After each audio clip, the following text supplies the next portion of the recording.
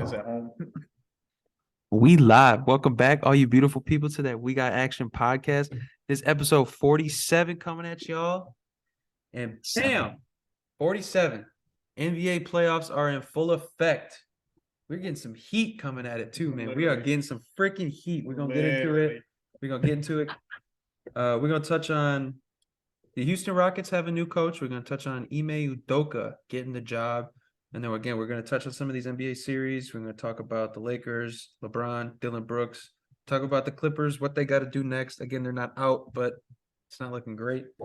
And then we're going to talk about Himmy Butler, Himmy the Butler, man. I like that. We're going to go to the NFL. The Aaron Rodgers trade finally happened. And then there's been a few suspensions for the Lions. Is that something to kind of, something to think about there? And then a little bit of baseball at the end, just some quick stuff. But yeah, let's do just a quick reaction. Again, we can dive in a little deeper come off season when we talk about some teams and what they need to do and how they can move forward. But especially once their team is settled. Yeah, Jesus, right. It's a mess. But so a real young team in the Rockets didn't really have a direction this year or last year.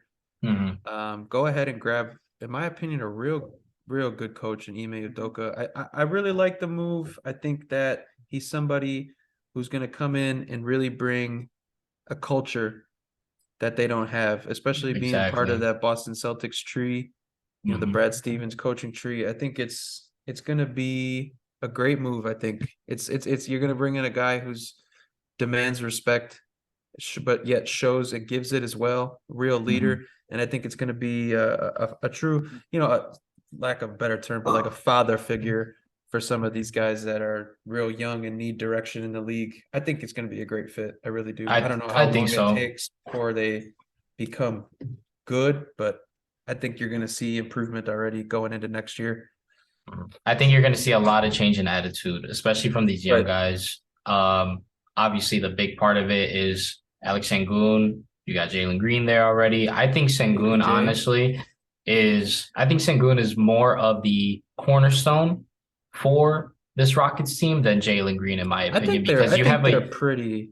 But I believe you have a Jokic type player in Sengun that you have to take advantage of his skill set, and Jalen Green can fit right in there. But I think that they'll be able to actually have a culture. They'll be able to actually have accountability, and you're going to actually have somebody. Not to say that obviously Silas didn't know what he was doing, but you're, again, like you said, command attention. And you're going to be able to have at least somebody who comes in. When you see Udoka on the sidelines with his year, I mean, he only spent a year with Boston, but when he's on the sidelines, it's a different presence when you have him. You can just tell it. You can see it. Yeah. I like the move a lot. I think it also shows for the first time that the Rockets are taking a step towards playing basketball. James. Yeah. It's the first time they've looked like they've made a move that says, hey, we want to get better. Right. They're locked into getting their second worst odds. So they're in that top 3 for the first pick. They're most likely going to get a top 5 pick unless they get absolutely shafted. Go Bulls. It's still possible.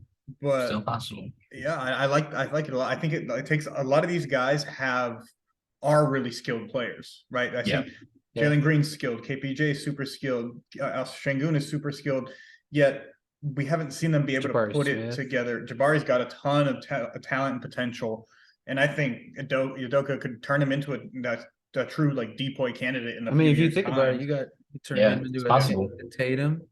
They kind of got Jalen Green and Jalen Brown. They've got some pieces. We talk about Jokic and Sengun. Yeah, and we don't want to act like as bad as they were. They have pieces. You took a guy like KJ Martin. They just need direction. Yeah, a guy like KJ Martin played his role very, very well. Despite being limited to shooting the ball, he still produced for them when he was asked to. I like this a lot. The one thing I did find is that he was a finalist for the Raptors job, and I found that him taking this job so quickly while still being considered for the Raptors job says a lot about him. Says a lot about him, and it says a lot about that Raptors job. Because I think I've said it before, they hold the keys to the offseason. Pascal and OG are going to be the 2 hottest trade pieces for contending teams. Has to. Fred can opt out and become a free agent. Gary Trent's a free agent. Jakob Portal's a free agent. They right now at this point, they're more of a nightmare than they are like, a piece away. Yeah. Because they have so many internal issues in terms of just contracts.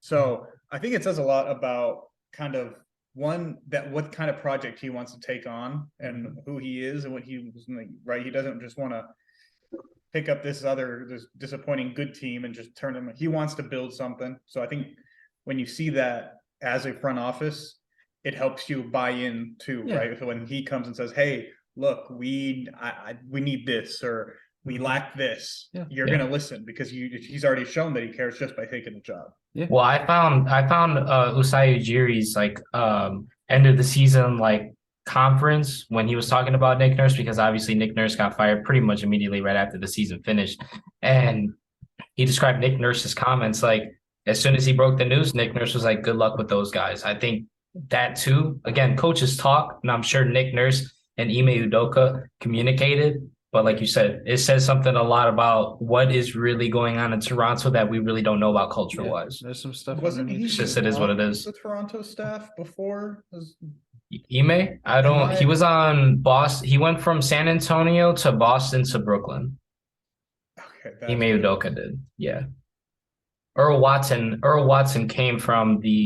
unfortunately came from the Toronto tree. That was at least baldish guy that was pretty on the team. So I remember when he was playing. I think for sure all of us like the move. I want to say too, between Ime Udoka and D'Amico Ryans. Got some good things coming to Houston in the future. Hey, that's actually a good one right there. Yeah. Could get back to the days like 5-6 years ago when they were had both teams in the playoffs rather than both teams at the. They're actually good at everything. Yeah. So let's go into a few of the series that we were able to get in the last week. Want to say shout out to me. Thank you. I was the only one who called the Sixers sweep. Thank you very much. No, we all agreed with you. We just said they no. No, I slightly did. I was like, I'd give them a game, but I There was kind a of couple of 5 disagree, and yeah. 6s, but they're fighting. There was some 5 and 6s in there. Yeah. Just saying. A lot of low scoring. That's what I've actually enjoyed so far. Is actually a lot of low scoring. It's not like 130, 120. I mean, besides like the Warriors, but besides Kings Warriors, but everything's been entertaining. Let's get into it. I'm excited to talk about it. Yeah, I mean, so again, that series is over. We can shift over into the next series that I thought was going to be a little more competitive. I like the Knicks and Cavs. Knicks took care of business at the Garden, man. Them stealing one in Cleveland was huge, because now they'll get that Game 6 back in the Garden. Yeah, and I think if they need it, right? The Cavs look abysmal on offense. The last 2 games have really struggled between Donovan Mitchell and Darius Garland. Have just not been able to get it going.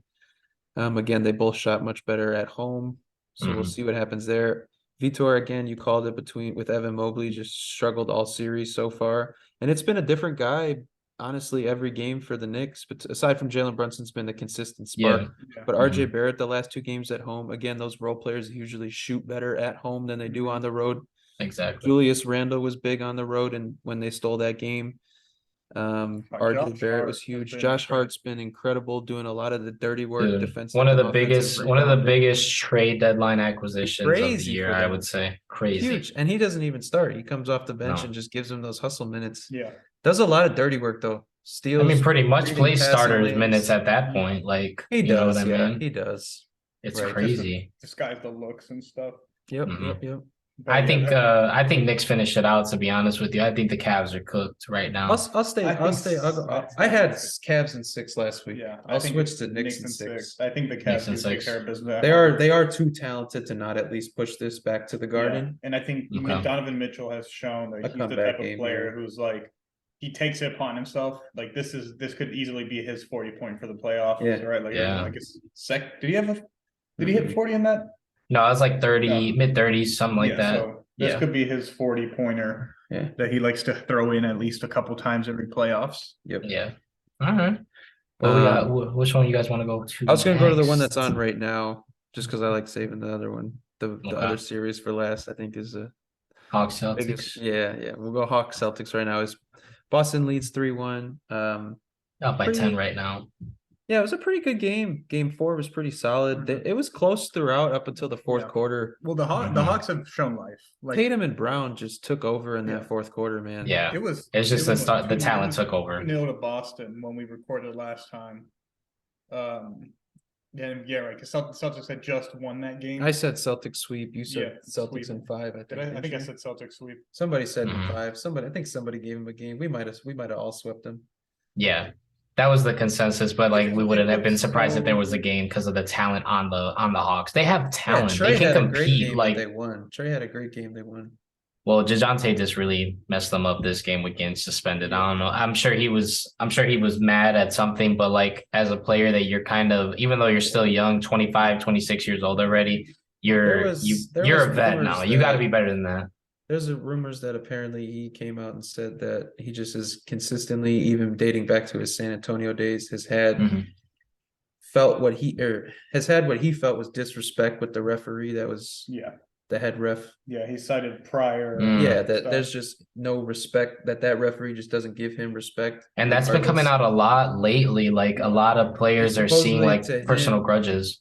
Yeah. And to him, he says that 98% of the referees always come up to him early on before the game because they know it. He's very nice and respectful towards them. He just wants conversation. He doesn't try to argue calls or anything. So he just felt disrespected, and I think a lot of the no calls throughout that game were kind of subject to that, and he just kind of again lost his head. Granted, especially if you've already know that shouldn't be something that then pushes you over the edge if you already are aware that he's going to treat especially when you're down in the series, like your team is already on the ropes. You can't have that happen anymore. Going back to to TD Garden, you can't. Because their Celtics are real tough to beat at home. Yeah, well, obviously the way that this one is going, obviously at Celtics. Yeah, it's looking like a Celtics in 5. Yep. Yeah. And then again, I wanted to save the last one just because of the last game was absolutely ridiculous. I mean, it was a one-man show. There, I don't think anyone got over 20. There was no other 20-point scorer on Miami. Closest was Bam with 15, who was, as he has been all series, horribly inefficient. But Jimmy Butler had 56 and 9 rebounds, I believe. But what's crazy to me is the fact that Brook Lopez had his breakout game. Brook Lopez, I was talking about Brook 36 and 11. Giannis had a 26-point triple-double. Drew and Chris kind of let them down a little bit, but they still both added 28 combined. It's just inefficient. Jimmy Butler, man, that was just absolutely incredible. That's just putting the team on your back at that. That's just putting the team on your back. Like, okay, this is insane. The second quarter, I was like, okay, this is what I expected. The third quarter, he started to get more teammates involved while also staying involved. And then the fourth quarter, he was like, okay, this is me. Yeah, exactly. He said, I'm just gonna take. I think that's, and he only missed 9 shots. Out of 28. That's the thing, though. I think it's to me, he imposed. I feel like while playing defense on Chris Middleton. Yeah, he imposes his will a lot. I feel like a lot more than we give, like, I guess, credit to. If that makes sense. He doesn't get that superstar imposes his will. Like when we talk about Kawhi in the playoffs, right? The ability to take it upon himself to slow the game down at his pace. When he's playing. There you go. Jimmy's been doing the same. I think we watched that bubble run. And Jimmy's always available. Yeah, always. And I mean, even if he's not, he'll be there. I mean, he said this. He came into this game as questionable with the knee sprain. Yeah. No, not the knee sprain. No, the glue. The glue on his back, similar to the way that Giannis did. Well, he was still listed with the knee, wasn't he? Not. No, it was just. I had seen him as Giannis was the back. He might have had a knee, I guess.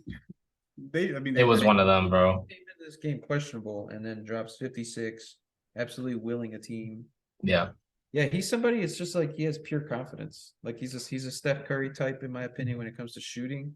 Obviously not shooting 30, 35 footers, but just when he needs it, he doesn't stop. Like even if he's 2 for 10, 2 for 17, 2 for 15, he's gonna keep going at you. I will say a big reason the Heat won, and it's obviously overshadowed by Jimmy, which rightfully so, but Caleb Martin, man, he hit some big shots. He hit big shots. He four or five from the field, especially in the third and fourth quarter he when was he playing made most good of his defense. He got 9 rebounds. He's like, they got nothing from Max Strus this game, who was big for them against the Bulls and into the first 2 games in the series. You're looking at Caleb Martin out rebounded Bam, right? Yes. So, I mean, and that's in 5 less minutes. This is a scary team. If Bam can get his footing and he looks a little unsure of himself and not as confident as he should be for somebody with the amount of talent he has. If he can get his footing, I mean, obviously the Tyler Hero hurts. Oladipo hurts because now you're playing Highsmith as playing a lot more minutes than he should be. Yeah. Duncan Robinson really helped. He hit some big shots in the first half that kept him close. But yeah, you're going to need big minutes from guys like Caleb Martin. Gabe Vincent and Max Strus are going to have to give you minutes. Even Kevin Love at this point as well. Kevin Love has been he was non-existent, but he showed up. He's a body to make Brook and Giannis work a little bit. And he's willing to take a charge, which does help when you're playing a guy like Giannis. I think it's going to be tough still. I would not be – if you told me that the Bucks 1-7, I wouldn't be surprised. That's what I'm saying. That is exactly what I'm saying. I feel like the Bucks have a chance to, I believe, they're one of the few teams, in my opinion, that can come back from a 3-1 deficit. Yeah, I mean, again, you have Giannis. Like, they are healthy.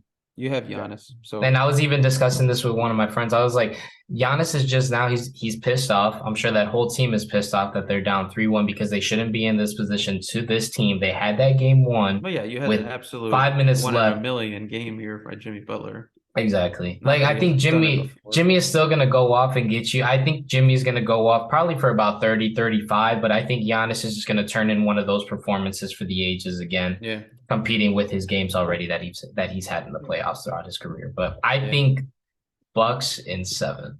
You go Bucks in 7? I'm going with it. I'm going Bucks in 7.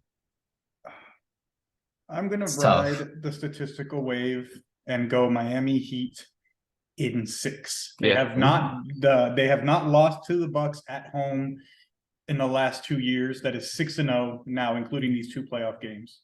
Mm-hmm. So I'll keep riding that one and take it at home. Yeah, I'm sticking with Heat in 6 as well. I know I had last week. I think I had Bucks in 5 or 6. I think I had the same. Yeah, but, I had Bucks in like 5. No, I think I went Bucks in. We were also told that Giannis would probably only miss game 2, and then he missed 2 and 3, and which changed the course. If he had played game 3, I would have given that one to Milwaukee. And I think game. That's a fair argument. We had some misinformation, I guess. At least some stuff they just held them out longer than. But I'm gonna stick with the Heat. I think they're playing. Obviously, again, Spoelstra made a good point. They've been playing playoff basketball since middle of the season, pretty much. Yeah, honestly, since after the All-Star break, because they weren't in a great position, so they were trying to avoid the play-in. They ended up in it. I'm going Heat in 6. I think Jimmy carries him another game. We've seen it too many times in his career. Himmy Butler. Himmy Butler. Let's jump over to the East or to the West, excuse me. I'm gonna go with we'll go with the 2 games that are on today. T-Wolves and Nuggets should be starting any minute now. That is in Denver. Yeah, I'll be shocked if it's not over tonight. Yeah, I would agree. I was shocked that the Timberwolves got a game. Wasn't a sweep. Again, I think we can kind of share a similar stance where we were last week, that there's not much of a competition for the Timberwolves outside of Anthony Edwards, who is going to be an absolute menace in about 3-4 years. The fact that he's still 21 is crazy. I like the amount of times that we watch these players, we forget their confidence, age. And what I felt a lot from him is before, in his first 2 years, he was very, very confident, but also I felt an ego in there. I feel like that's kind of gone. The confidence is still there, but now he wants to win already at such an early age. Yeah. He's trying to bring his teammates up. He's trying to make them better. He's trying to, we had the post-game interview where he drops 40 and they win, or 30. What did he get the last game? 30 something? 40. It was 41, I think. Was it 40? Yeah, it was 40, and then all he talked about was his teammates. Yeah.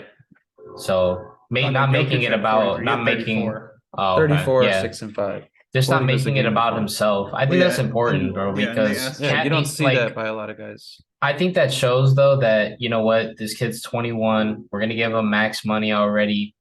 I think it is leading to a move of trading Cat.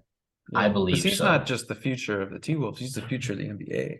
Correct. He's up there as a top 5 guy in the future. Yeah. Pure explosion in talent and smart about it, too, you know. I mean, it's not like Ja going up there taking stupid jumps and whatnot. He's smart about it. Very controlled explosiveness. It's very, very scary when he's on. I really liked his comments about when they talked about how he's up there with like Kobe and MJ for 30-point playoff games before a certain age. And he was like, well, they went on and won titles. Turning 22. Yeah. And he's like, well, they won titles and I haven't even won a playoff series. Right. And yet, you don't smell that at such, you don't see that at such a, young. He's already smelling that kind of hunger at 21, so that's going to be really sucks he's on the Timberwolves, to be honest with you. He looked really he looked really good in the Chicago Bulls uniform. He would, but I mean that jersey looks really good just in general. So let's go. Nickeil Alexander Walker too, I thought was a game changer. I thought putting that length on Jamal Murray really bothered him a lot, and I think he's surprised they didn't do it sooner. Yeah, he's shooting. I forgot what the number was. It was like 8 for 20 something. While being guarded by Nickeil. And it's like, this is a guy who was a throwaway in a trade. From the Pelicans. Yeah. Yeah. He went from the Pelicans to Utah and then Utah to Minnesota. Yeah. And now, I mean, obviously, you know, it's short. It was one game. I would argue he's been good in the last at least on defense. He's been pretty solid. Yeah, defensively, it's just his offensive portion. He just needs more confidence in which, and you know, like he said, and went over to Cat's house the night before with Alexander Walker and was like, "Look, we need you to shoot. You're shooting well from 3. Only took 2. Take more." Like that's the kind of confidence in a leader, or that's the kind of leader you want to instill confidence in your players. He's a big reason they were able to get that game. And while we all think it's going to be over tonight. Hey, that'd be cool if it went to 6 or 7. Yeah. Just saying. Make it a lot more interesting, that's for sure. Hey, that's for sure. It's got to happen eventually. So, not that I think this T-Wolves team is deep enough to do it, but especially missing the likes of Kyle Anderson. Naz Reid's been out, and then dude who punched the wall, Vanderbilt. It's McDaniels. Oh, yeah. They're kind of a little beat up, but you never know. Be all right. Yeah, I mean, he's their best perimeter defender. So So let's slide over to another battered and broken team, the Clippers and the Suns. What a freaking joke and embarrassment the LA Clippers are. Shout out Russell Westbrook, bro. Dude, he's been so good. Shout out Russell Westbrook. Give that man the keys. He's carrying that team. He'll give you a 30-point near triple-double still. 90 splits in the playoffs. Bruh. He's carrying that team. I'm saying. 50. Like we've only said it on like every time we talk about Russ. Let's think about that for a second. And he was doing it when Kawhi was still there the first 2 games. 50, 40, 90 is already a very exclusive club reserved for the most elite and efficient shooters. 50-50. This man's going 50, 90, which is I think the most impressive part. 92% from the free throw line. Again, 4 games, but I mean, still playoff games. This is a guy who I don't think has put together 4 straight games of over 80% free throw shooting. In years. Yeah. No. I mean the same thing with him now. Like just get me on that stage and let me show you. Like I can still do it. I definitely think this bought him another contract on another team. I don't think anything crazy. I think he returns to the Clippers though. I do think he returned. I think he feels he's home. He's from LA. Yep. Yeah. He feels wanted and it's working. Yeah. And I think that's it combines everything he wanted moving to the Lakers with it worked too in general when he was coming off the bench too. He was still he's in general he's been productive. Yeah. But back to the series. Again, I don't think we all think much of this. Again, I still thought they could win it with just Kawhi. Same. Obviously Kawhi and Paul George would have been fucking Clippers in 5 in my opinion. But Phoenix took the last 3, excuse me. It's just too much for them. Close it out at home in the Valley. KD's looking sharp. Deep Book's looking sharp. Chris Paul is hitting shots that last game. Yeah. They look DeAndre Ayton's still looking like soft tissue. Well, he had a better game 4. Man, they Don't see what he soft. said. I think game 4 for Phoenix was really a cohesive, all-out attack from everybody. It wasn't. Yeah. It wasn't. Yeah. Well, as much as D-Book got his 30, whatever. 30. He almost said 40. It was like 36 or something like that. Yeah. But it didn't feel like he was taking over. Yeah. He was efficient. Yeah, it was efficient and it was just continuous. Like it wasn't like he went on an 8-0 run by himself to blow the game. I think Norman Powell had 40. That was not last game. Are you sure? That was game 3, if I'm not mistaken. Yeah. That was game 3. It was the first game in LA. Russ was the one who had 37. That was when D-Book had 40, almost 50. D-Book and KD had 61 combined. Chris Paul 19. DA was 15 and 13 that last game. Yeah. Had 9 points, 17 points off the bench. The thing though with Phoenix is that like they just have the role players just need to show not all of them, but certain role players need to show up. They need to just be able to give him some breather on the bench, honestly. Yeah. Give me 5-10 minutes a game to give KD, Book a breather. But that's one thing that I love the way the Suns are built for in that sense is like while they're not super deep, you have 2 go-to guys and a third floor general in Chris Paul.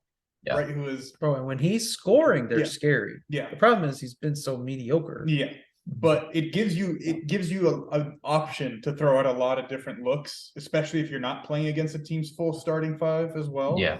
You can bench KD, throw in a 3-and-D guy and say, hey, look, just get open, please make some shots and play some defense. Yeah. They're still the favorites. Yeah. The betting favorites. Yeah. To win the title right now. And again, I think if Chris Paul can turn back the clock for another month and a half, they're scary. They're scary. And the fact that campaign is still injured as well. So, and normally in the playoffs he's done well, but I literally just saw his name on Twitter. Like, and it's so crazy. We're talking up the Suns. Shout out Isaac for not being here. He probably we would have been gassing him up right about now. But available for game 5. It's crazy because I'm telling you, if the Clippers was healthy, it wouldn't even be close enough. Oh, it wouldn't. I don't think so. I don't think so either. But it's just it is what it is. But that's the thing. All of their role players are always 9 times out of 10 healthy for the final stretch run.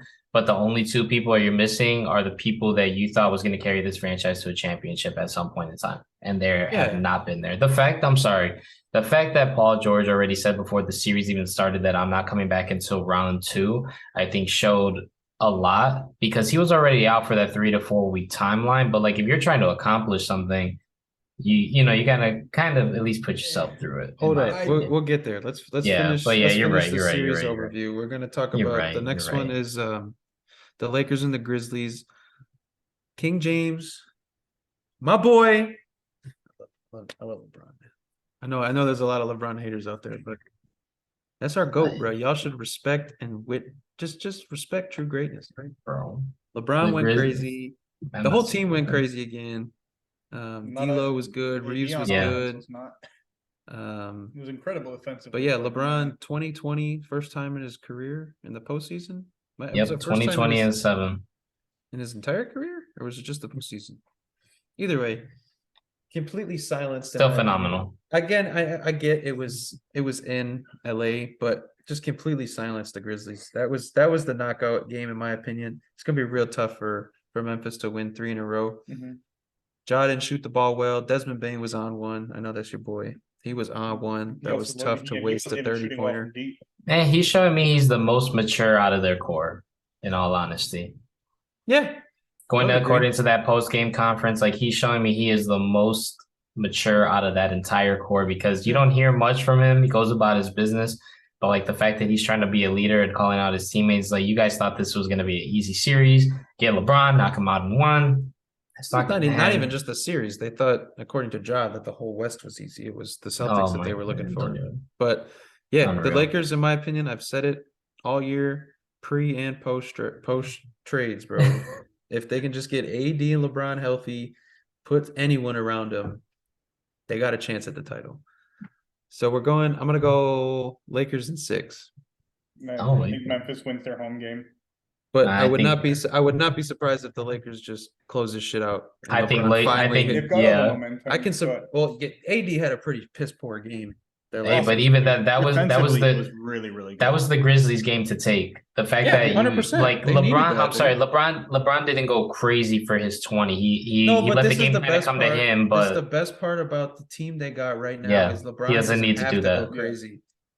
All these, like we said last week, all he has to do is when you need a bucket, give me the ball, give me the ISO at the top, that layup was. And get the hell out of my way. The same one, Xavier Tillman blew by him. He had Dillon Brooks. Said you can't go left, and he just goes left. Shout out to Tillman, though. Yeah, that man was he was doing a decent job, as good as a guy could, guy his size with his lateral movement can do on LeBron. Can you relate to that? Yes, I really can, and I was very impressed with his ability to, for the most part, stay in front. And it was like if you watch, most of the times he did get beat, LeBron was beating him right into Jaren. Yep. And then it was whether can Jaren get the block?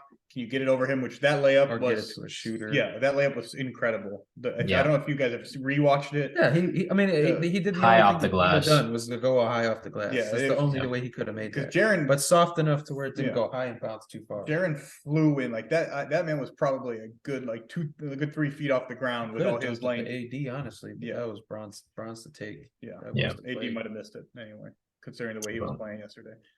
Yeah, I got Lakers in 6. I will give Memphis the home game here because they are obviously one of the best teams in the league at home. Mm-hmm. Okay, but again, I would not be surprised.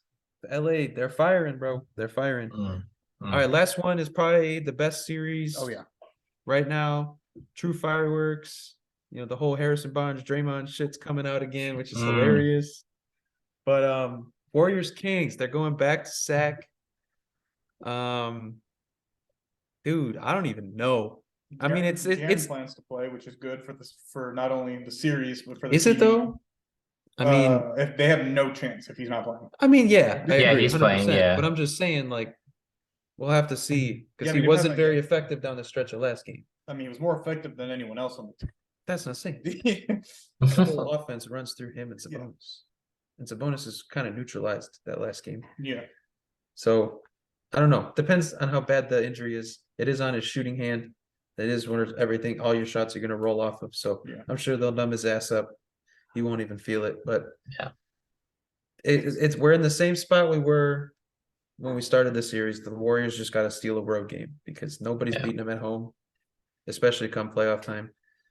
Steph was magical. Clay had a good game. I know you needed one more 3.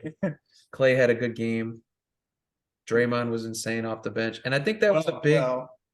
Let's not exaggerate. Insane defensively, rebounds, assists, the same shit he always does. He was very inefficient, but he still gave him 12 points. You don't expect Draymond to give you 12 points. Well, if he's taking 14 shots, I sure as hell hope he's getting 12 He should have had 20 because he missed a bunch of easy layups. I mean, especially coming off the bench as well. Like, I mean, you're going to take your shots. I was going to say that's a very mature move from him because supposedly it was he told Steve Kerr that he should come off the bench because it's best for the team. So if he's playing lesser minutes in a bench role, giving more minutes to Wiggins, Looney, Moses Moody, whoever, Jordan Poole, whoever's getting in there, DiVincenzo, whoever's getting in there. I think that's best for what the Warriors need because obviously Draymond can't be effective for 40, 45 minutes like he was 5 years ago. So I think the Warriors can steal one. I think they steal game 5, actually. Oh, that's tough. I think they steal game 5, and I go Warriors in 6.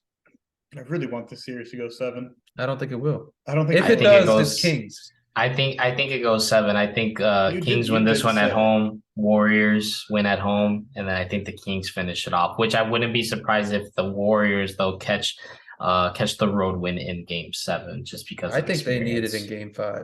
You did say it last week. You said if it gets to 7, you trust the Warriors' experience. I said that. Yeah. I said that. Yeah. So me and Isaac both said that, but I think they catch this one right now. I think they catch game 5. Yeah, with the momentum from that last game, I think they got it. Yeah, but it's gonna be tough, bro. Zach looks so good. Yeah, and they've had a different guy outside of De'Aaron and Demonis.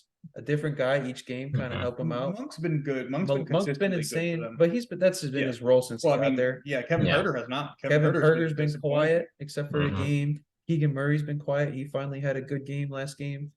So they're gonna need all. But they do have the pieces to get it done. Because Jordan Poole ain't shot the ball worth the shit, and you know he's good for a 25-30 pointer in this series. At somewhere. But I don't know. Game 6 Clay's on the horizon, so don't let that. I forgot about that. We haven't heard Game 6 Clay spicy boy. It's been a minute. I mean, it's been last year. I love NBA folklore like that. It's so funny. But let's get into what did you say? What's the over under for 6.5 threes? Give me 8 or 9. Oh, dude. Give me 8 or 9. I won't be surprised at all. All right, so let's go into some of the surprises and disappointments so far in this series. I'm gonna go, or somebody else go. I've been doing a lot of talking. Yeah, man. I'm disappointed. One good agenda. All right, I'm ready. A good agenda. Hey, playoff basketball. We gotta come in hot. I guess the most surprising one for me is it's kind of tough. I'm gonna say Kings and Warriors. Just going based off of it, how back and forth it's been. But the most disappointed one for me. Again, we got a couple more points to talk about it, but I'm going to go with the Grizzlies and Lakers. I'm more disappointed in the Grizzlies for that series. That's a disappointing series to me. I thought it was going to be more competitive. You're high on the Grizzlies.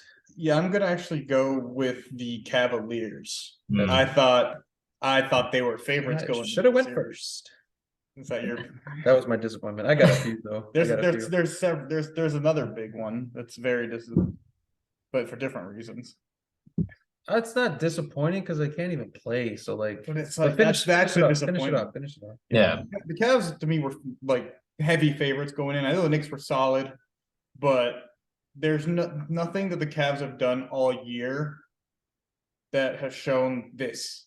Yeah, that they would completely forget how to shoot the basketball. And you brought in a guy who's a perennial playoff performer who's hasn't been performing the last 2-3 games. So that's just what it feels like. Yeah, who's your surprise?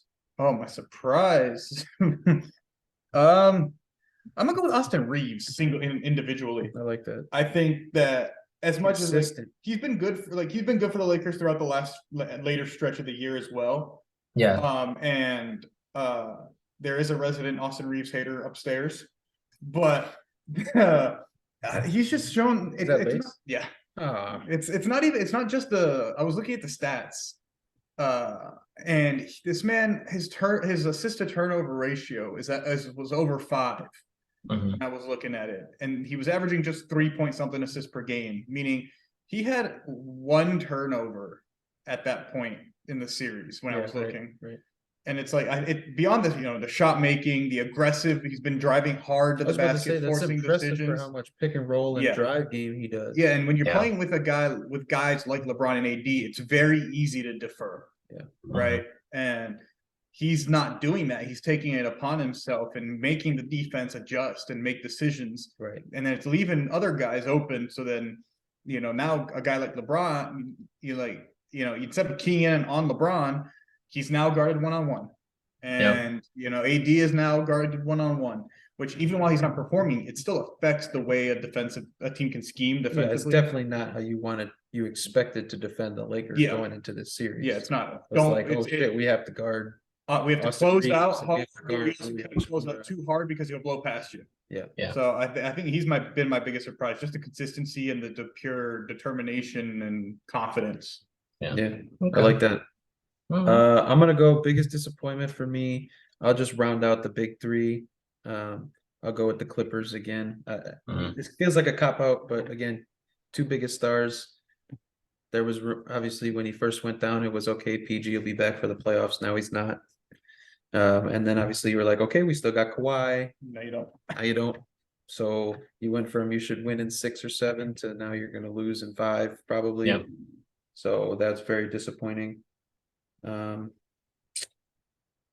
I'll go surprise. I would probably say Russ, but I'm not going to do that because we kind of already touched on him. I'm going to go. My surprise was a Sixers sweep. I know I talked about it and I predicted it, but for me, it was the last two games was like game 3 was a hobbled Joel. Game 4 was no Joel. James Harden showed up in game 4. Was Maxey. Tyrese Maxey was there all 4 games. Tobias Harris was there all 4 games. You've gotten through a series with a sweep, and Embiid played mediocre. Like, that's a big surprise to me. And again, I was also surprised. I think Brooklyn was very talented. They could have stole a game, but I know I predicted it, but I was just surprised at the way the Sixers were able to sweep. Because normally they have like one or two of those collapses. They have normally 1 or 2 of those like collapses, like, you know, and things of that nature, whether that's at halftime. But yeah, at least I would say the surprising part is that Tobias is actually showing up when he's needed it. Now, obviously playing the 3rd or 4th option to a James Harden and a Joel Embiid is very tough, especially trying to get a rhythm. But the fact that he is showing up on a consistent basis is good for them. What Isaac said and what we talked about is Tobias sitting in the corner and not being active on offense. He's doing so much active cutting and screening and still getting in the corner, actually hitting those shots too. Well, he's getting being active on the boards. Too, right, yeah. He's getting into that spot, setting a screen, rhythm, getting there and getting the ball. He's not just planted out waiting. Hands on knees, waiting for it. So and I like a lot of the cutting action he's doing. He's really, him and PJ Tucker have been a menace on the boards. Yeah. And I mean, that Tobias has size too. I think that's underrated aspect of his game. Yeah. Bro, almost. Yeah. He's not small. He might play small a lot of the time, but he's not. He would grab it, and if it wasn't Mikal Bridges or Cam Johnson, he was backing that dude down. Like, you couldn't. He's a very good, but yet underrated post player. Game 3 and 4, they tried to implement Cam Thomas a little more, but it was such a mismatch. Yeah. Because you would just switch Tobias on him off of Maxey, and it was game over. It's part of the reason he hasn't been playing. Cam Thomas. He just struggles to play bucket, defense. but that's about it. Yeah. So they were my surprise. I was very surprised with how they won all 4 of the games, not just they won. But let's go into some of the storylines. We touched on each of these a little bit throughout the series recaps. But let's go to LA. What teams? So again, this is kind of a saying. They're looking good right now. They're looking good right now. They're beating a team that I think a lot of people may have had in the conference finals, or at least winning the round 1 matchup. What team do we think can stop LA and LeBron? Again, we talked about that would have been a nightmare matchup for the Nuggets. I would say obviously a nightmare matchup for the Grizzlies. Would have been tough. I think it would have been tough for any team. The Kings don't have the size for the Lakers got. So I mean, who do we think can stop them right now? I think the only go ahead, B. Go. I mean, because obviously if the Warriors Kings will be their next matchup. Yeah. Barring they still need to close out the series. The Suns are, to me, still the favorite in the West. I know you mentioned they're the betting favorite. Yep. I do still think they're the favorite in my eyes, just watching them play. And out the West or in general? Out the West. Okay. The efficiency from Booker and Durant. And we know Durant has, he can play defense. Yeah. The Ayton, as much as you can call him soft or whatever, AD is not gonna be averaging 30 across the series against him. He's not doing it now. It's a tough matchup though with Triple J. Yeah, we saw him. He gave Triple J the business in game 1, but that's tough to do against a depoy for it was more a series. Game 3 really when he had the 31. Game 1 he had 20. Yeah, that's when his arm popped out of the socket for a little bit. He had more than 20 actually. But yeah, the Suns. I mean, Danny, you go ahead. I don't know if you had something different. No, I was just going to say probably the only team, in my opinion, that would probably be able to take them is going to be in the next series between if the Warriors come out and beat the Kings. Okay. I would say the Warriors would be that, because that's going to be your way to fight their size is with your speed and with your cutting and with your shooting ability. So more of like the outside game versus the inside game, which I believe the Lakers have more so the inside game, obviously. But I think the Warriors would be able to take them out. I probably in like 6, it would be a competitive series, but I think that Steph would be able to carry that team along with Klay and everybody else in their supporting cast. And I think it would also allow Jordan Poole to actually come alive, because I don't think there's really anybody on the Lakers that can actually like contain him a bit. And I think he also has the ability to somewhat guard a lot of the guards on the Lakers, because of D'Lo. Yes, D'Lo can get by you, but very inconsistent. obviously with God, his name's already blanking. AR Austin Reeves doesn't have much of a playmaking role unless it's like on the high pick and roll or anything like that with KD or with Bron or anything. Doesn't really have much of that playmaking, so you can kind of guard that a bit, make up for your deficiencies. But I think the Warriors would handle that matchup in my opinion. Yeah, I think the Warriors or Kings too would probably be. It's just tough. Both of those teams can just score 120, 130 a game. I don't know if the Lakers can do that for 5, 6, 7 games. Obviously, they've been able to slow down Memphis a little bit more than most people expected. Since the All-Star. 100%. 100%. But again, 3's more than 2. Yeah. And the Kings and the Warriors shoot the 3 ball really well. Yeah. But again, if they made it out of that series, the Phoenix series would be really freaking tough as well. You got a lot of granted that Suns aren't as deep as the Warriors or the Lakers have shown to be to this point in the Grizzlies series, but again, they've just got more killers at the top. The 3 to 4 guys at the top might be better than just the 2 that the Lakers have when it comes to true superstars. But I'm gonna go with your answer too, Danny. Whoever comes out of the Warriors Kings has a chance to knock the Lakers off, but I wouldn't be surprised. I've been saying it, boy. Yeah, I just think more so. I just think it's more so consistency because like we know the Warriors and the Kings can score. Denver struggled here and there. We really don't believe them, but I think those are just really the only 2 teams that can actually do something against them. But I'm going with my official answer is nobody. But that's my official answer. It's Lakers coming out of the West. But all right, I would say Warriors or Kings. All right, let's get it. Next one is touching on Dillon Brooks again, and essentially. Do we feel that a lot of his off the court antics and lack thereof on the court production has that kind of ended his tenure with the Grizzlies? With a follow-up question of, do we believe this was their best shot at a title over the last couple of years? I do think he's done. I think so. I think you can kind of feel. I mean, them looking at McHale and OG at the deadline. The deadline already showed that they weren't, they weren't sold on him being extending him more. Yeah. And we saw what happened with a guy like Jalen Brunson when the Mavericks were shopping him at the deadline. Yeah. He said, screw you, I'm gonna go get money somewhere else. Granted, I think Dillon Brooks would be best fitted staying on the team. I don't know who else is 100% want to deal with his antics, but he'll probably take whatever they can give him if they offer him anything. In Orlando. But I wouldn't. It's not worth it. I think he's done. It's not like he's a veteran leader or anything. Yeah. He's more of just a thorn in people's sides. You're taking minutes away from a young guy that can really blossom and become something else. So I would say yes. I don't know if this was necessarily their best shot. Again, you've still got Ja and Triple J. This is their best shot so far, I would say. Right, but they have such a bright future between Ja, Triple J, and Desmond Bane. Yeah. Like those 3 guys, you can build any roster around those 3 guys. You will be a top 4 to 5 seed in the West. They're just that built for the regular season. Again, you got to get pieces around those 3 to be healthy going into the playoffs. Yeah. To have playoff experience, to get some guys that have been there, that are gritty, a little more level-headed maybe. But you know what I'm saying? They just need to build a better. And again, I'm not saying the roster's bad. They've got pieces. They've drafted guys. Well. I will give them that as well. But there's no experience. There's no veteran leadership. I think Steven Adams would have made a difference in this series. 100%. I think Brandon Clark as well. Brandon Clark being a little younger, obviously, but a little high motor. But again, the high motor, the high energy, the working Anthony Davis giving him different looks. Maybe he doesn't put up 50 points in those 2 games combined. Maybe he's looking at maybe 35 to 40. It just makes it tough on him to be able to throw depoy at him and then a big body and then a more agile, longer size. So they're definitely there, but I think the teams above them are just more sound. And the playoffs, again, it's down to who's been there, who's done it, who's been through it. They don't have any guys that have made deep runs yet. When your best player can't reliably make a jump shot, I think it makes it tough. Yeah.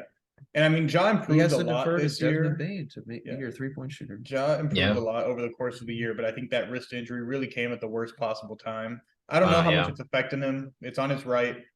He put up 40 in the game right after. Yeah. But this game looked like it was. Yeah. And he aggravated it again, landing on one of those crazy. Again, he's too. He needs to tone it down a bit. Again, the highlight reels are all cute when nobody's standing in front of you in the regular season.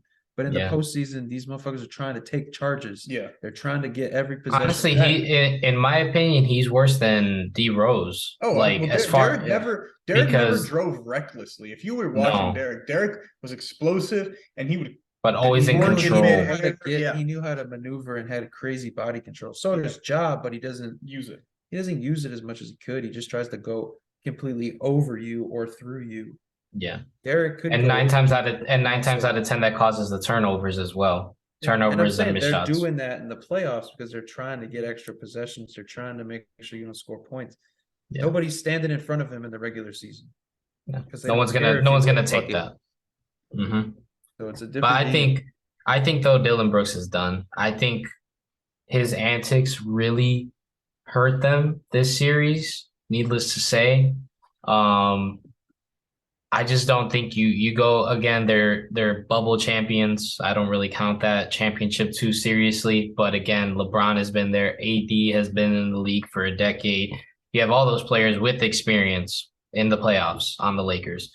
You don't go out of your way when you haven't proven anything to poke that bear, as he would say. That's not even just Dillon Brooks too. They've been doing that all year. I know, team. But I think the fact though that obviously they've been kind of quiet leading up to the playoffs. They were up and very, very up and down ending the season, but I think that was just the wrong time to really try and say something at that point because they have the talent to compete with the Grizzlies. You know they have the talent, but obviously they're going to show up possibly more than they just needed that motivation.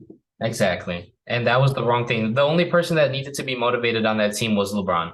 And look what's happened. Everybody else will follow that. But I think his tenure with the Grizzlies after this season is done. Granted, if the Grizzlies don't overpay for him, because he'll probably be a restricted free agent. But I do believe that if everyone was healthy, I believe that this was their best shot at a title. I think after this year, it's completely done, in my opinion. Oh, I don't think they really. They might get a couple of second rounds here and there, but I do not believe that they even reach the conference finals with Ja, Desmond Bain, or even Jaren Jackson Jr. With those three in the core, I don't believe that they reach any type of height. They're going to be a regular season team, and then they're going to falter when they need it the most. I'm all right with that answer. I think it depends a lot on. Again, we got the LeBron only thing I will say is two guys are close to retirement. Kevin Durant, KD is probably getting there. Klay Thompson, Draymond Green. The Warriors without Steph don't win regardless. So that's why I just said LeBron Steph.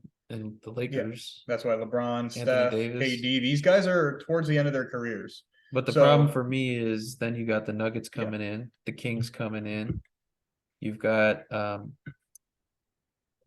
Timberwolves will still be there. The Timberwolves. If they make the right Thunder, moves, yeah. Pelicans with Zion, depending on how that goes. That's six teams right there. And possibly the I don't Clippers. know if I would take all six teams against the Grizzlies, but I would definitely take 3 or 4 of them. Yeah, but I just don't think that they're ever going to be a championship team. I just don't think they will be. Championship's tough, yeah. Yeah, I mean, champion. Yeah. They could maybe on a dream run, not even a dream run, but stars align, make a conference finals, but it's going to be tough. They'll need another bubble in order for that to happen, but yeah. Next one is Clippers. Again, we talked about just 2 unreliable superstars, man. We've got Kawhi Leonard, since basically Toronto has just not been able to put together a serious playoff run. Yep. And then I don't even know what Paul George is anymore, to be honest. Well, did you hear that stat with Kawhi? So Kawhi played 24 playoff games with the Raptors during that run. Since then, 2019, he's only played in 26 playoff games. That's 4 years. Damn, bro, they went 16-8? Jesus. Yes. That's pretty good. And they went to 7 with Philly. Wow. That was a hell of a run. Yeah. Hey, that was a hell of a run. Yeah. But yeah. The question that you posed was about Paul George. Do we rank this as one of the worst trades? At this point, I guess, because of the outcome, it was kind of a win a title or bust type of trade. I don't know. You go ahead. Yeah, I mean, I'll mark it down as one of those, at least for a superstar, because you were looking at a specific outcome. They did 5 first-round picks. Some of those were swaps as well. For Paul George, they became good ass players too. Am I wrong? Isn't that Paul George trade tree like crazy? If I'm not mistaken, let me see. I mean, if you just look at the fact that it was like SGA. Yeah, you could just go with the top players. SGA and Chris Paul alone in that were the players included in that trade. Let's see here. What is that? It's some stupid stuff, dude. God, I wish I would have took a screenshot of it. Okay, there it is. So yeah. Yeah, it was SGA, Danilo Gallinari, the Miami Heat 21 first round pick, the Clippers 22 first round pick. Oh my gosh. 2, 3, 4, 5. Oh, sorry. Go ahead. Yeah. Okay. I'm interested though. Yeah. Damn, I literally just had it. I think you had looked it up last week. I saw the so the site we're on now is just listing the picks, but 5 of the 7 picks have already been drafted because they were 21, 22, and this year. Okay. But it was 7 players named that were on various different teams, and the list I looked at, I was like, dude. It was a full roster of pretty young studs, and then obviously the top of it being SGA, who you could be at that point if you had Kawhi and SGA on a team at that point is. But yeah, go ahead. I think it was, but I think coming down to it, what the Clippers gave up and what they were hoping for the best possible outcome obviously was a championship. Exactly. Obviously, you're not going to get that. I don't think they ever will get that from Paul George or Kawhi Leonard. And now with even Russell Westbrook in the fold playing as well as he is. But I think you can rank it as one of the worst trades for a superstar possibly ever, because he's never available. Granted, he was available when Kawhi was out last year, but when you need both of those guys to make the stretch run and you have everybody else available, you gotta do something. But I think you can mark it down as one of the worst trades for a superstar ever, in my opinion. Granted, I don't consider the Rudy Gobert trade is very bad. I don't consider him a superstar that really, really makes a difference on a team like Paul George. Some of the other names it was SGA and then Gallinari. Domantas Sabonis was a part of the trade. Okay. Victor Oladipo was a part of the trade. And then there was whoever Miami, I can't remember who Miami drafted in 21. Would that have been 21? And then whoever Miami drafted this year. Jovic, right? Yes, Nikola Jovic. Yeah. And then the Clippers pick swap was this year as well. I think this is a prior trade that includes the outcome. Bro, that's ridiculous. Well, Miami didn't have a draft pick in 2021. I think it went to somebody else. It conveyed, So OKC draft. Yeah, because that was one of the, and then they had this pick, which was they had Clippers pick this year went to OKC, which was one of the Jalen Williams brothers. They did Josh Giddey for the 6th overall pick, and then they did Trey Mann for the 18th overall pick. Trey Mann was in there. Yep, Trey Mann was in there. They had Trey Mann. One of the Jalen Williams this year. Yeah, they did Jeremiah Robinson Earl, Aaron Wiggins still with the team as well. So they've gotten solid role players. I would say yes, but Rudy is probably my worst still. No, that's awful, but I don't consider that because I think Paul George is more of a difference maker. Yeah, you can argue that. Depends who you talk to. Yeah, you can argue the outcome wise, the Clippers trade is worse. Can't make a difference if you're not on the court. If you're looking at the actual players traded, as bad as it is, Paul George is still a far more impactful player, and he's still made them they still made their best run was the bubble last year. Last year. Bubble run. The bubble run, they made the conference finals. Yeah. They lost to Dallas. They beat. Dallas. No, you're right. They lost to Dallas last year. Yeah, you're right. They beat Dallas with Kristaps. Yeah. They beat Dallas. They beat Denver. The year after the bubble. They lost to the Lakers. Yes. And then the Lakers beat Miami. And the year after the bubble was a really good run. And then that's when Kawhi went down with the Kawhi went down in the first round, but then they lost to Phoenix in the second round. No, did they play Utah in the first round? Oh God, is Utah still around? Don't talk about Utah around me. Yeah, they played Utah in that Don't series. talk about those frauds around me. Because that was one of the Rudy Gobert exposés. I can't remember if they lost to Phoenix or Dallas. I think they lost to Dallas. I think they lost in the second round to Dallas. Right?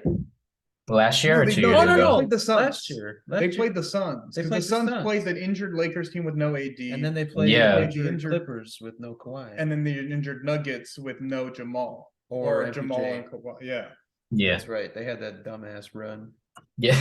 I would have been so mad if they won a title. If that would have been Chris Paul's first title, I would have freaking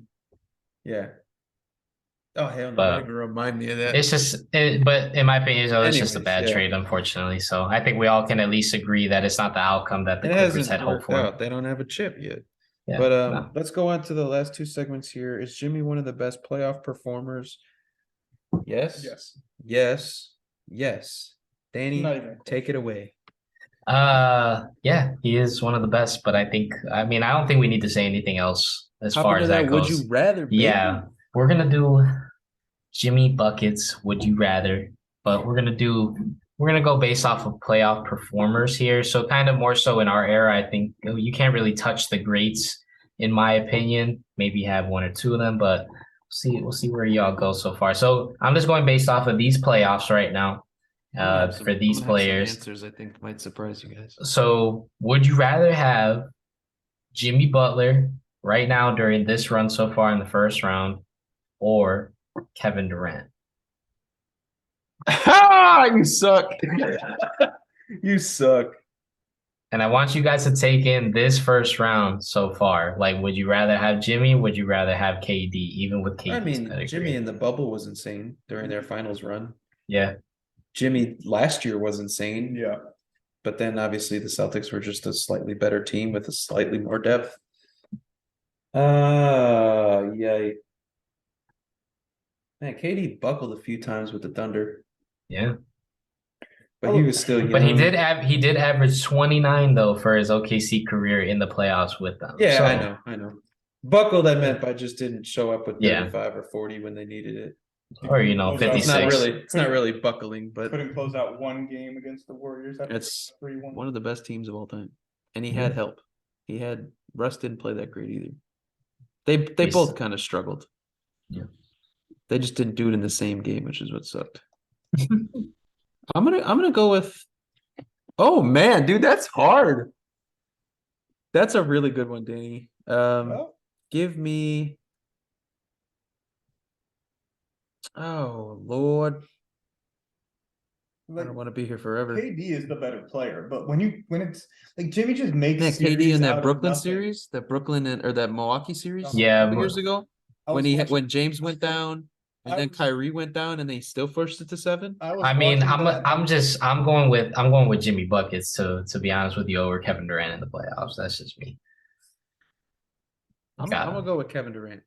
Oh. I'm going Kevin Durant. I'm gonna go with Kevin Durant because he was the number one option and the true leader, and pushed the Warriors dynasty to 2 more titles that I don't think any player in the league could have done that. Okay.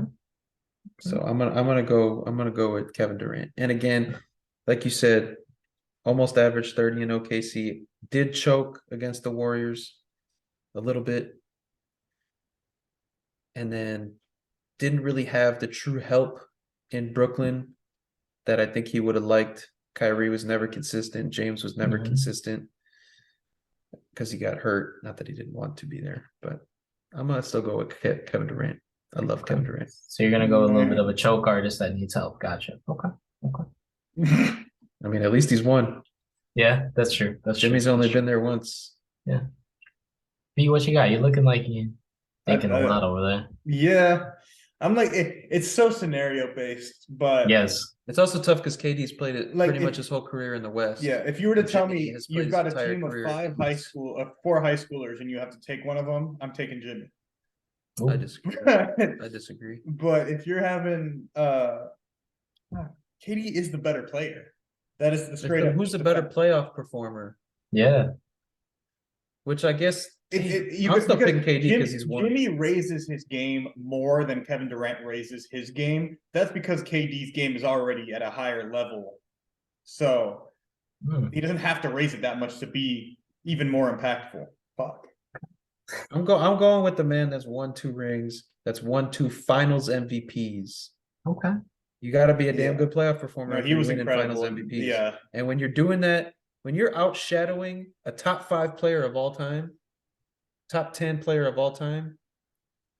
He also pulled that one like game. Oh my gosh. 3. Oh, the game 3 dagger to put him up 3-0. Yeah.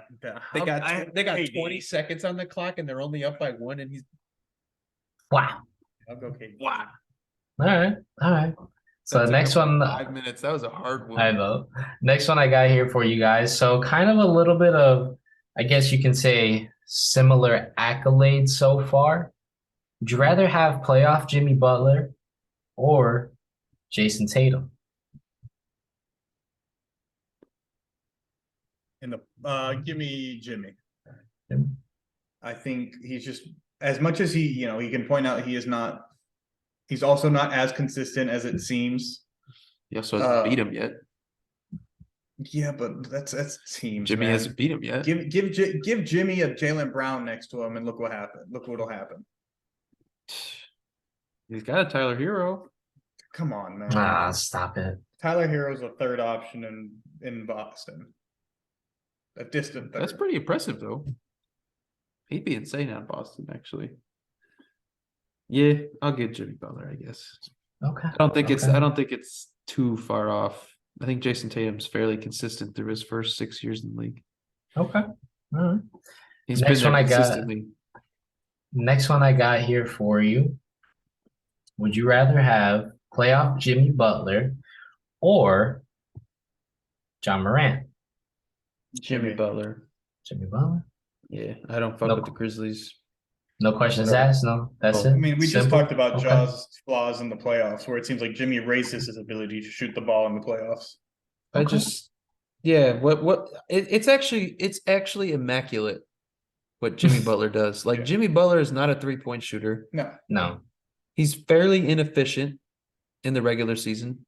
Yeah, I mean, I think he still shot 50-ish%. But not Kevin Durant. He's not, some of the more elite scorers. He's not taking as many. But then he becomes pure and utterly disgusting. Elite. Yeah.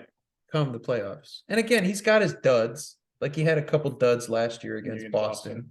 But that's also the top 2 one of the top 2 defenses in the league. Yeah. No, I don't fuck with the Grizzlies. Sorry, Jimmy Butler. All right. Next one I got here for you. I'll do 3 more here. Kind of another person with similar accolades as well. Would you rather have playoff Jimmy Butler or another mid-range guy here, D Book? You said mid-range, and I thought you were gonna say DeMar. I was gonna laugh at your face. Oh no, God, that run to the finals was pretty cracked. It was. D Book was insane. That bubble run was crazy. But I'll still go Jimmy Butler. Yeah, Jimmy. Okay. You got to bring out Kevin Durant type names. I'm sorry. I thought that was hard. Another if one. If Isaac was here, it's harder. It'd be harder if Book was doing it without KD. You also have to think about the fact that just look at last season and look what happened. You have to think about the fact that Jimmy Butler's a little older. A little is an understatement. And his first few years was underneath Derek and Joakim. He wasn't as prevalent, but then it didn't take him too long to become the guy. The Jimmy and Powell Bulls. 50 points against the Rockets. Against Jimmy and Powell Bulls. So we were just reminiscing about that. And then he went to Philly. Then he went to Minnesota, made both of them extremely competitive and very good playoff games. And obviously Miami's his city now. Hey, I don't know. Jimmy Butler. Sorry, Isaac. The next one. So I'm gonna throw out two kind of. Give me something, Danny. You started off with the Heat. Older-ish. So older-ish. Next person I'm gonna go with here. playoff performer. Would you rather have playoff Jimmy Butler or Wade County Dwayne Wade? Dwayne Wade. Oh, what? Go back and watch the 03 finals or that 05. Dwayne Wade at age 20. Yeah, the 05. Yeah, 05. Yeah, it was when he had Shaq in Dallas. Okay. I mean, and this will give it away too. Is a lot of the records that Jimmy has busted since coming to the Heat, of the ones that he has been able to touch, are D Wade's records. Yeah, his 22 in the first quarter, most points in the first quarter since D Wade had 24. Yeah. So D Wade was unstoppable. And I'll say too, a lot of early on in the Heat trio, big three, D Wade was the one making a lot of those shots. Yeah, before the last 2 years, yeah, LeBron got a little more comfortable and got that win under his belt.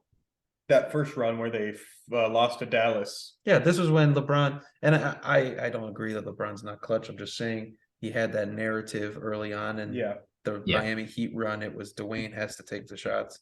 Yeah, it took a couple seasons before LeBron was able to shake that off of his shoulders. But yeah, Dwayne Wade's was different, bro. Okay. All right. Next one I got here. Comparable. Next one I got here. I believe I would say throughout his career had a pretty good playoff run. Had a magnificent one. Would you rather have playoff Jimmy Butler? Now you might go based off of accolades here. Would you rather have playoff Jimmy Butler or Dirk Nowitzki? This guy's a bum.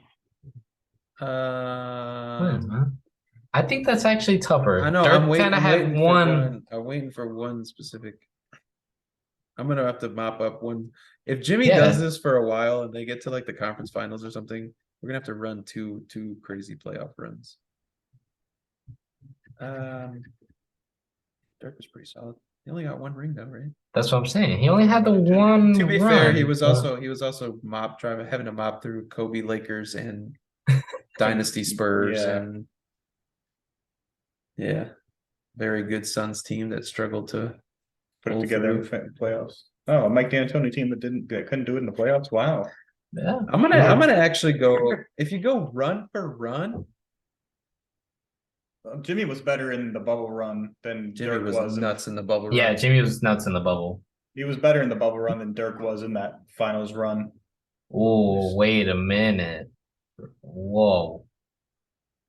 I'll pick Jimmy Butler. Jimmy Butler? Dirk got a lot of help, man. It goes underrated because that team didn't have any stars aside from him. But the amount he just made the clutch shot. Yeah. He really did. He got a lot of help from guys like Jason Terry, I think Sean Marion. Jason Kidd, Deshaun Stevenson. JJ Barea was huge for them. And come on, that's JJ Barea. So I'm gonna take Jimmy. Puerto Rico legend right there. Okay. All right. What was the one you had? What was one that you were looking for from me? I had 01 Iverson. I was gonna say him, but I thought that was too easy because I was gonna go Iverson. Oh, okay, yeah. I was gonna AI too. I was gonna go Iverson, to be honest with you, just because. I think it's very comparable though. Yeah, I would say so. Bad both of these teams are. I mean, if you think about it on paper, the Heat are pretty trash. Yeah. If you take Jimmy. But I would say talent-wise, they are better than the 01 76ers. Like you got 7. I think that only has to do with pure fact that NBA players nowadays are just better. Bigger, gifted, more athletic. The Hawks you have 7. Did Trey hit a buzzer beater? Not a buzzer beater. It was with 1.8, but he took like a good 30-footer. Either way, what I'm saying is that I just think when you have 7 undrafted players, you have an aging Kyle Lowry, you have an aging Kevin Love, you got basically shooters in Gabe Vincent, Tyler Hero, Duncan Robinson, Caleb Martin. Like, there's no star power at all outside of maybe Bam. Yeah, then he's incredibly underwhelming. I don't consider him. I mean, I wouldn't say just consider him a very good role player. I don't even consider him a star. I think he's a very good role player. He's been to All-Star because of All-Star games now are a joke. He's a star because he's a superstar on defense and a role player on offense. If you're eligible for All-Star games, I consider you a star. But he is a low-level star. Okay. But I'm just saying, pick Jimmy Butler off that team. It's very comparable to picking AI off that team. Oh yeah, if they made miracle runs to the finals, both of them. they've got a solid shot at it now. Oh, this team scrapes. The scream is looking for a because top 5 again, pick this is the winner of this is playing Cleveland or New York, which is much better than playing Boston or Philly. So you're looking honestly, at them if possibly we're making a conference finals run, and in a best of 7, you never know what happens. And then by that time, they might get Tyler Hero back as well. So you never know. Yeah, he's only a month away. They said so. All right. Yeah. All right then. AI Well, one. I was ready for AI. Yeah, I was gonna say that, but I thought it was too easy, to be honest with you. But all right, let's roll. Let's get into the NFL. Through a few things here quickly. This trade finally happened. We're gonna talk about the Aaron Rodgers trade. Yeah, just real quick. We knew it was gonna happen. Just a quick one. Do we think they overpaid? No. Okay. No. What about you, Danny? You don't think so? I don't think so. No. I mean, it was a first-round pick swap. You still keep your pick, and then they gave up a fifth-round pick. It's not even a pick swap. You dropped your pick two spots. Exactly. And then their 2025, depending on how many snaps Aaron Rodgers plays, could be a first rounder instead of a second rounder. Yeah, that's the only part. And then part. they gave up a second. The Jets got a second and a fifth in return for just a 7th. I don't think that's bad at all. So I thought it could. I thought it could have been much worse. And then they got 3 picks in return for 1. Yeah. And I thought it could have. The very last one was. I felt like that was fairly overpaid for somebody that's 39 years old. But at the same time, you have all the pieces set. You're just gonna do what you can for this little short run. I don't think it's not like they dug deep into their asset chest and gave up everything. You know what I mean? Like they still have assets are all 21. 22 like they still that's the most important part is that their team is set. If their team was not set and then gave up all of those assets, then I would say you have a big issue. But the fact that their defense is set, they signed wide receivers, and they just made $44 million in cap space because of that bonus thing. Again, like we're running into that issue. So making $44 million in cap space, who knows what they're gonna do with that? But still, I think they're fine. Here's a question I'll pose off of that. Just a quick one. You can say yes or no. Do we think this is Aaron's best chance at a ring? Yes. Ever. Oh, no. Ever? I mean, the year he won the ring, that defense was the offense was pretty not incredible. Yeah. But got him by.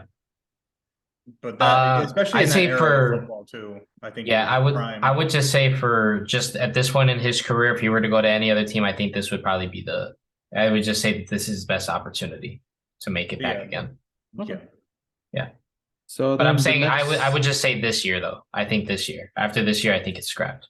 I think they got a couple years. So we'll see. But the only problem I had was moving to the AFC is it's tough. Yeah. At least before you had a 50-50 chance against Chiefs, Bengals, Bills, Ravens, whoever the hell made it. But now you got to go through them. Ravens. Yeah. But now you got to go through all those teams multiple times. Yeah. Yes. But the next one was that's a hell of a. I'm sorry, that's a hell of a division, though. That's a hell of a division. Oh, yeah. I was about to say, if you win the division and beat the Bills, you get a first. Then you got to maybe play the Bengals or the Chiefs in the divisional. Then you got to play the Bengals or the Chiefs in the finals, and then you got to go play Philly, Dallas, Minnesota. I'm just talking about division winners. Oh. And then I was like, I don't even remember who the hell won the San Francisco. Thank you. Jesus Christ. That was terrible. Sorry. Probably San Francisco. Dallas didn't even win the division. Yeah, but Dallas got better. They did get better. Yeah, they did. And then the other thing we had was the Lions had a gambling problem, I guess. Not just Shaka Tony from the Commanders as well. But it was one of the 5. Yes.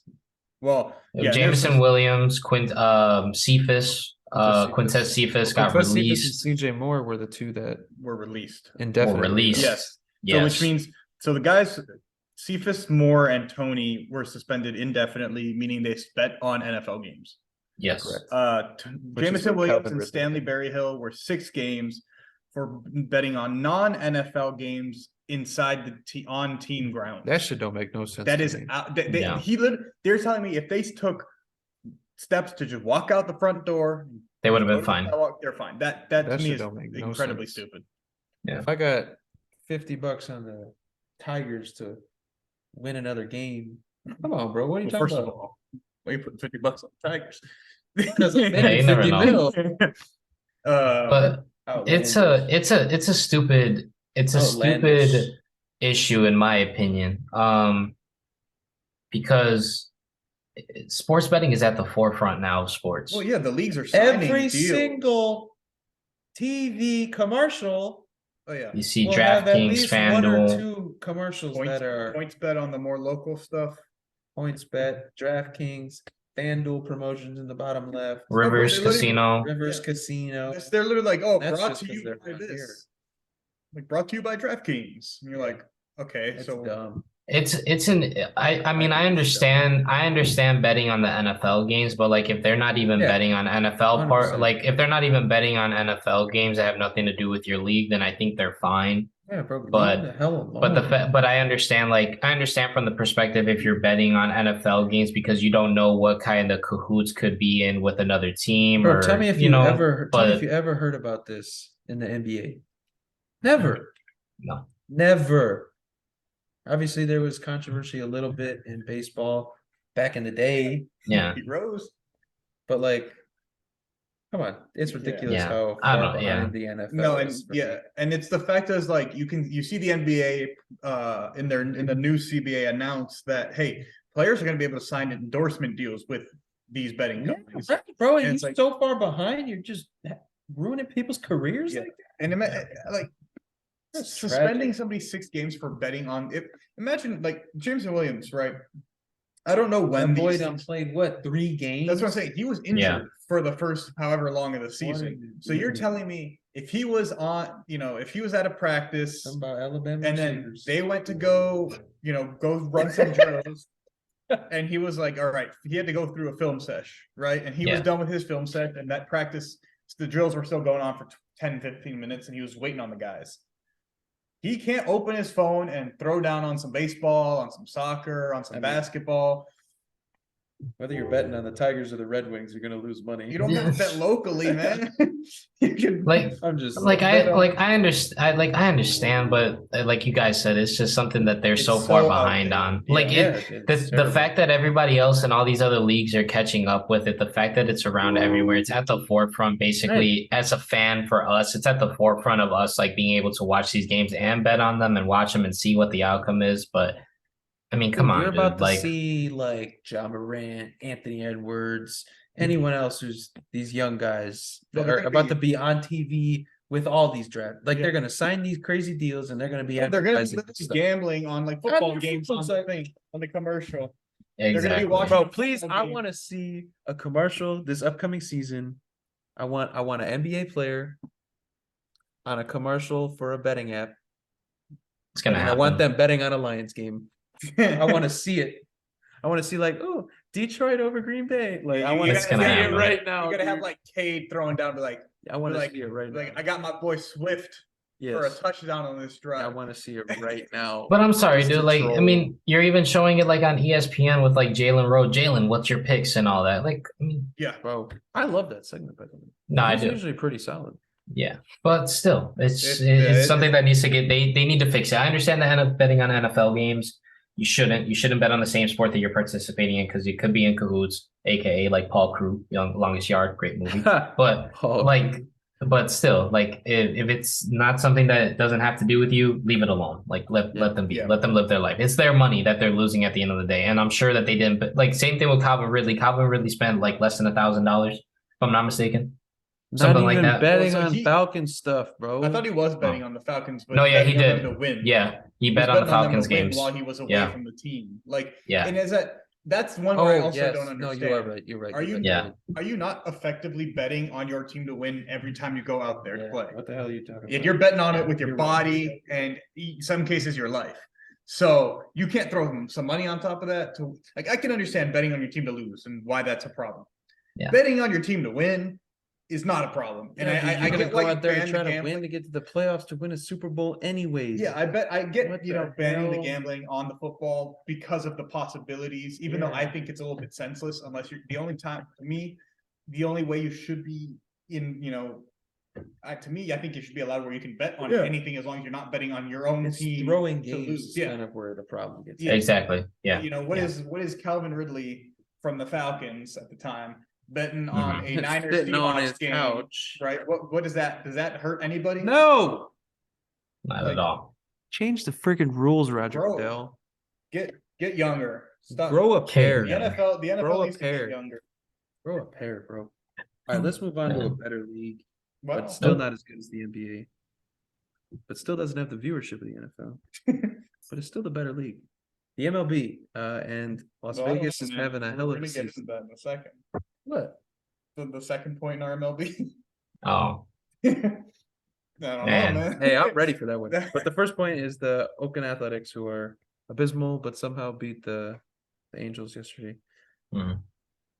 They're moving to Las Vegas. Finally. It's been bought for I so like it. long. gigantic plot of land or Yeah. whatever, and they're planning on building a stadium over there. So I like they have it. the Raiders, the what was the Aces. Golden Knights. The Golden Knights. The Aces just went there. The Golden Knights were a team from what? They were a new team 3 or 4 Expansion. three hockey seasons ago now. Expansion. They And, And they made it to up the- in their they went into the finals Yeah. in their inaugural season. They did not. Yeah. The Aces, like you said, and now the Las Vegas Athletics. Hopefully they change their name. I'm sure they'll change it, or at least I'm sure they'll change it. I feel like, I can but see them staying with the They A's, probably will. but not like The A's, maybe not the Athletics. Exactly. Yeah. 'Cause I feel The like Las that Vegas also A's. kind of suits the whole like Aces, Vegas, gambling. Yeah. It kind of Oh. works with all A that. plus, yeah, that's So, solid. I can see that making sense. I think it's a good move, though. I mean, again, it's a it- team that's been so I bad don't for so know- long. I don't know if this is because I lived in the Bay and maybe people were hopeful that they would leave and because they needed to change. But I feel like I've been hearing about them moving to to Vegas since before the Bro, because Oakland- that's how bad. Oh, they've yeah. been. I even how bad announced they've and been. started But the building a thing is, stadium. I'm a little It's not for curious. Yeah, Would you well- say that it's gonna be? Would y'all say that it's gonna be a retractable roof hybrid, or would you say that they're gonna do an outside? Because I'm sorry, if they're playing outside in the summer, It's gonna be hot. it's And It's gonna be hot. anything happens. Well, I think most of those. I actually think have it. Yeah, retractable Yeah. roofs. yeah. So it I probably would say will be. probably a hybrid. Hey, if it's gonna probably. be anything like Las Vegas Raiders Stadium, It's gonna be nice. it's gonna be insane. That I remember I drove past it Just when they saying. were building it, and I could see it start coming together, and I was Just like, saying. I think it'll be retractable roof. Yeah. I think that stadium's It gonna has to have the be. whole 9 yards. It has to it'll be be. interesting to see if they start spending money. I feel like they have to. I mean, right? you're definitely gonna be in a I'm bigger in. market. yeah. Well, So you're gonna have people wanting to go there now. Isn't it Right. crazy though? Do you guys find Las Vegas as a big market? it isn't. I wouldn't say a big market. attractive. I would say it's an attractive. market. Yeah. Okay. because Okay. it's Probably, that's what I'm Vegas thinking. is not a Okay. huge city. It doesn't have Yeah. a crazy Right, but population. everybody's there. Everybody goes to Vegas at least once or twice in their lifetime, right? Like it's just a thing you do. Yeah. I have a coworker who's heading there tomorrow for her birthday. Like it's just Yeah. a thing people do. You want to party, you want to live it up, you go to Vegas. I think it'll be good though. I think they'll be again, they've been so bad, they can't be anything. It can't be can't be worse. any worse there. Bro, I saw a lineup, a what if lineup. Well, if they didn't If trade the A's everyone away. had gotten rid of everybody, wow. Yeah. Well, Wow. they made that Was it playoff that good? run and then Dude, it was- traded off like the top 3 or 4 guys, and Let then me see if I can. Because they pop it had up. Matt Olson, they had AJ, not AJ, they had Chapman. I don't know if his name was AJ. Matt Chapman. Matt Chapman. I mean, Jesus, they had John Lester at one point. They had Joakim Soria. They had, oh my God. I'm and not gonna it's be able to Cespedes. find it again. I'm gonna be in the same boat I was this for is this, the type of stuff you see on social media and think, and I "Oh, wow, wish I this is should have sick." just screenshotted it. Yeah. Bruh. I should have just screenshotted it. It was like Starling Marte, Yeah. Matt Yoenis Chapman, Cespedes. Matt Olson. Cespedes was not on there, but again, he also was pretty bad. He was a once dog. left there. Yeah. God damn it. I Whatever. can't believe it. You get the dude. point. Yeah. They've just made Josh a ton of Donaldson bad. back Just a in the ton of day. bad Josh, moves. yeah, Josh Donaldson. Sonny Gray. Oh, Ton of bad moves. But yeah, I like it. Good move. I say Yeah. good move. Yeah, definitely. I mean, and I don't. I mean, you can see how bad the park was, or not. oh, and they always had piping issues. They Yeah, but sewer they- issues. You can see how bad it is on TV, but it doesn't even make up for how bad it is in person. Nobody's Oh, there. I can It's imagine. almost as bad as Marlins games, It but is. at least Miami Yeah. Marlins games. The are nice. area the stadium isn't nice. There's nothing nice about the stadium in itself. goddamn baseball diamond and football field. Like, what the hell? Right, and that's been forever. That, like, come on. All right, last point. Max Scherzer suspended for 10 games due to foreign substance. I found it strange that he did get rid of his appeal. I did find that a little sus, but because he knew he wasn't going to win. Yeah, supposedly the rumor or the what he said happened was that he sweat and rosin. I don't know if any of you have ever used rosin before. Danny, me, and you do, obviously, when we bowl, and I have before for baseball as well. But it creates like the dust, a little bit of dust, and like it clumps a little bit, doesn't it? It does clump when you get sweaty because it turns a little brownish black because it clumps up on your fingers and whatever. So but at that point, it's just mixing with dirt. Right, exactly. And they were like, clean it off. So he goes and cleans it off. And the best thing to clean it off, because obviously if you use water, for those of you that wash your hands, whatever, your hands get soft. They get, what's the word when they get like pruny? They get pruny, whatever. Yeah. And the swelling could possibly go down, so you're going to lose grip. So instead, he uses rubbing alcohol, which actually makes sense because then you completely erase whatever's on your hands. The problem is the rubbing alcohol, which is approved by the MLB as a way to remove it. The rubbing alcohol actually activates the rosin, and your fingers fucking turn into glue. It's unreal. I don't know. There was a segment they released on the day after the Mets were on prime time or whatever. And they were doing a segment. One of the guys came on, and he was able to clean his hands with alcohol after using rosin, and it was basically like fucking glue. Like his fingers stuck to the ball. And the thing is that he did it in front of an better than spider tag. He did it in front of an MLB that shit's official. Elite. Like, yes, he did it in front of an official. They told him, go wash your hands. Okay, wash his hands. Like, how are you going to tell me what to do? I'm going to do what you want me to do, and then you throw me out. The thing is that how do you consider that? How do you consider that like that it's creating a foreign substance and he was legit and he was correct. He was correct as well because he was like, I literally am using everything legal, rosin, sweat. I wash it off with alcohol in front of an MLB official, but yeah, you guys are still going to throw me out of the game because of the effects that rosin and alcohol have together. That's the problem is they haven't tested or regulated this shit. There's still people that go into the dugouts, bam, sunscreen on the hand, rosin bag it up. That shit works. Sunscreen works better than rosin bag and sunscreen. I'm a sweaty mug, so bro, sunscreen all day.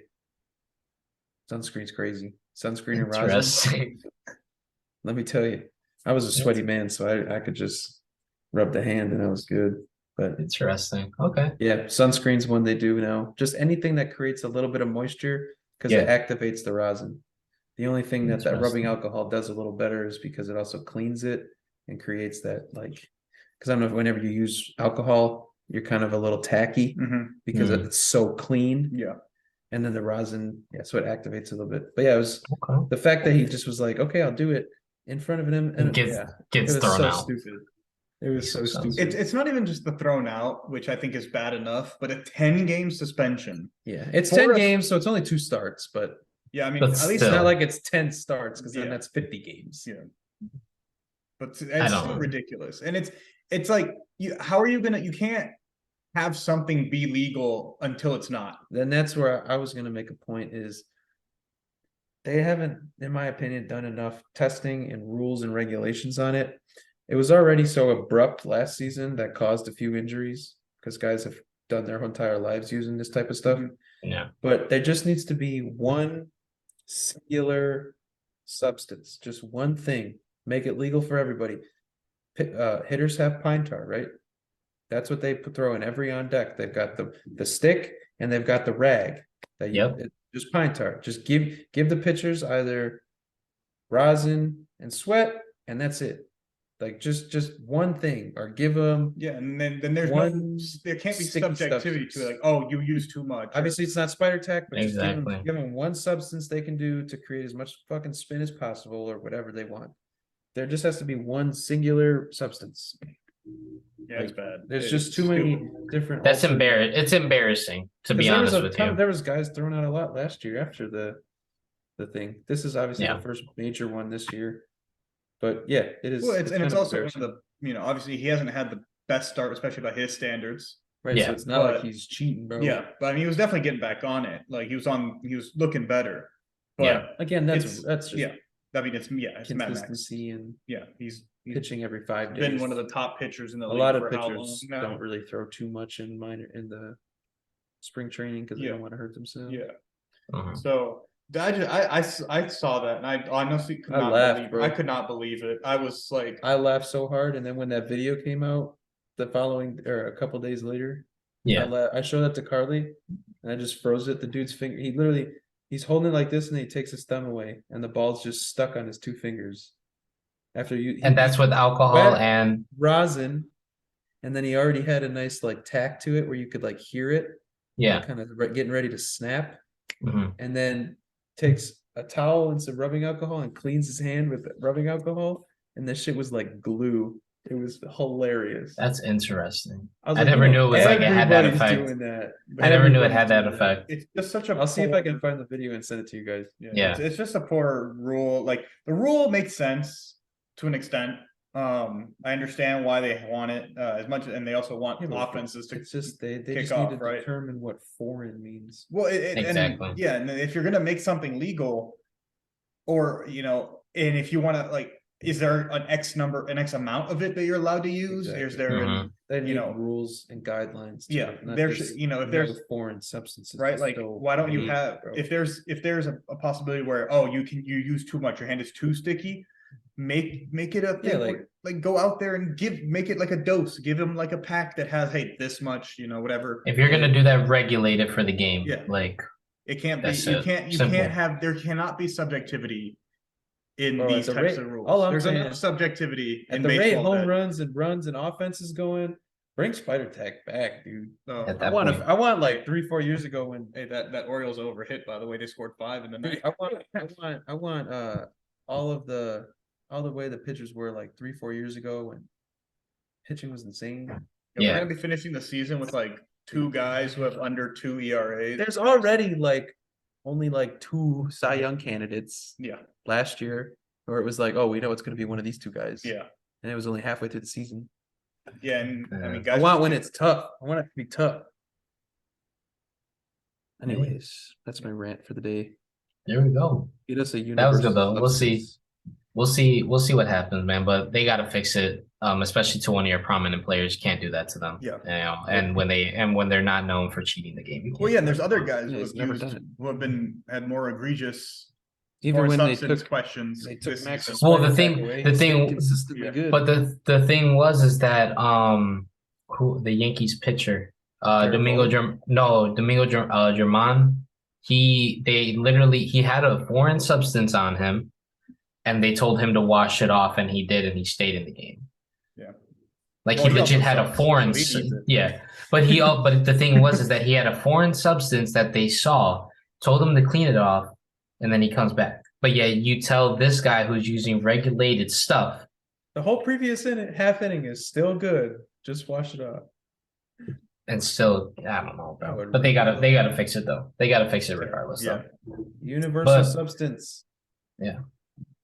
Alcohol. There you go. But apparently it's bad for you. Go. Everyone try it out. Who knows?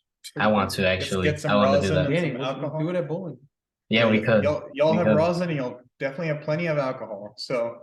We got it. But thank you. Come out of the bowl. I already don't, but it's okay. But thank you all again for tuning in with us here for number 47, 3 away from the big 5-0 for us here, coming up on our year. So we actually did look up the date. I believe it is actually May 12th. I think we said that last week. So we'll probably be popping off episode 50 probably on May 16th. So it'll be a good one for us here. Get into that year mark. Thank you all again for tuning in. Show love to our YouTube and whoever's listening. If y'all downloaded or are new listeners and we got 68 downloads in a day. That was pretty cool and pretty awesome. It's a big number. Yeah, it's a big number for us there. And keep checking out our YouTube videos as well. Keeping it going on there, and check out our Instagram and TikTok. Those have been doing very, very well for us, and very good to interact, with a lot of people who watch our videos and things like that. But thank you all again. Enjoy the rest of your week. See you guys next week for number 48. Probably have all 4 of us here. We'll let y'all know. Maybe surprise y'all next week if we have all 4 of us, but you guys will see. But enjoy the rest of the week and have a good one. Bye. Later.